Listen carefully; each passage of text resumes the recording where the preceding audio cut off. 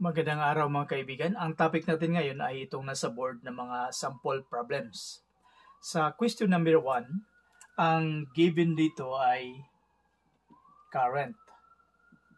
Ang current ay mayroong 3.5 amperes. At ang resistance ng heating element ay 40 ohms.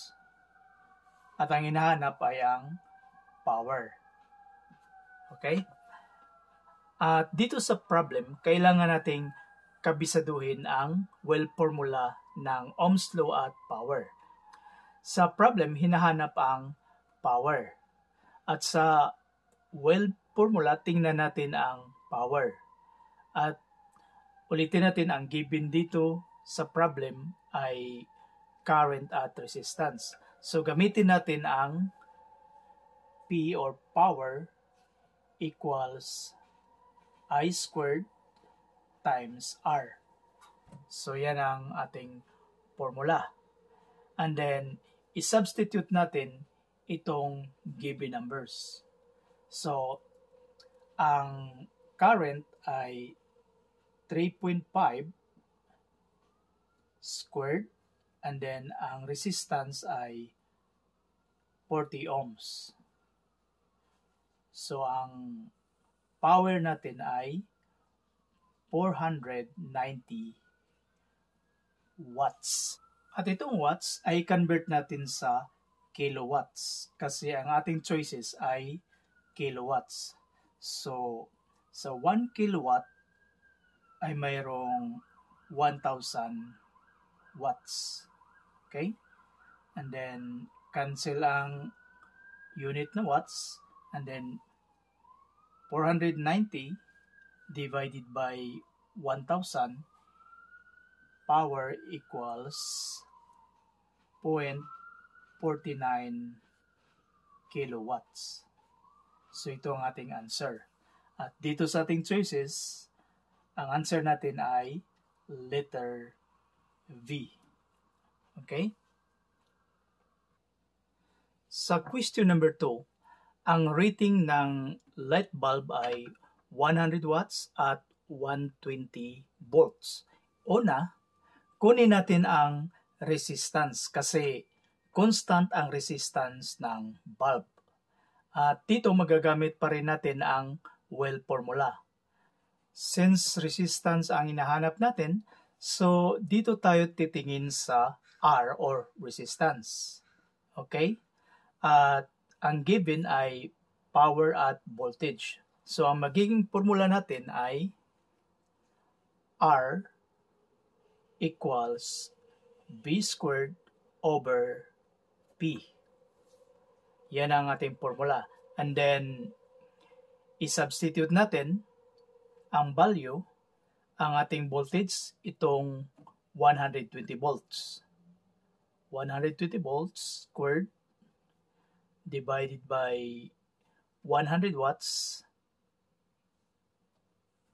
equals 144 ohms ang resistance ng bulb. Now, may resistance na tayo.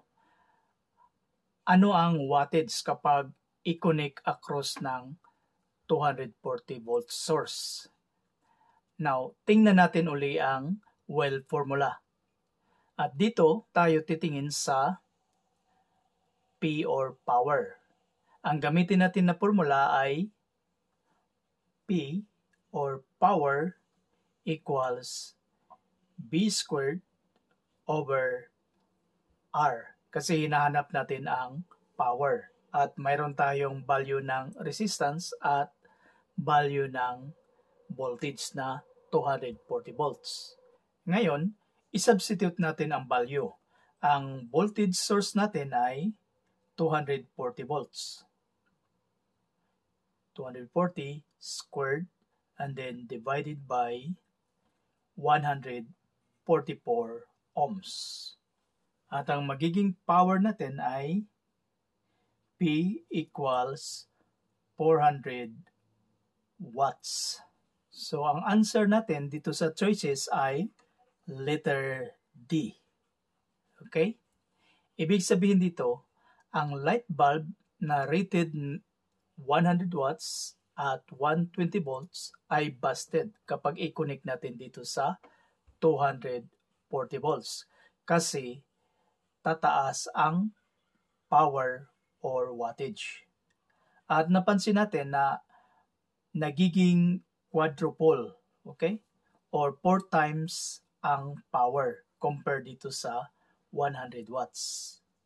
Kasi ang power ay directly proportional to the square voltage. So kapag dinoble natin ang square voltage, magiging quadruple or 4 times ang power. Okay? Sa pangatlong tanong, may given na 4 na resistor tayo dito at connected na parallel. At ang tanong, alin sa resistor ang may mataas na power? Dito sa ating question, ang given ay resistance at ang hinahanap ay ang power. So magkumpara natin ang relation between power at resistance. So ang gamitin natin na formula ay P equals B squared over R. Okay? Ang relasyon sa power at resistance. So yan ang formula natin. So ang power is directly proportional to the square voltage. At power is inversely proportional to the resistance. So, ibig sabihin, kapag tataas ang resistance, yan, tataas, bababa ang power.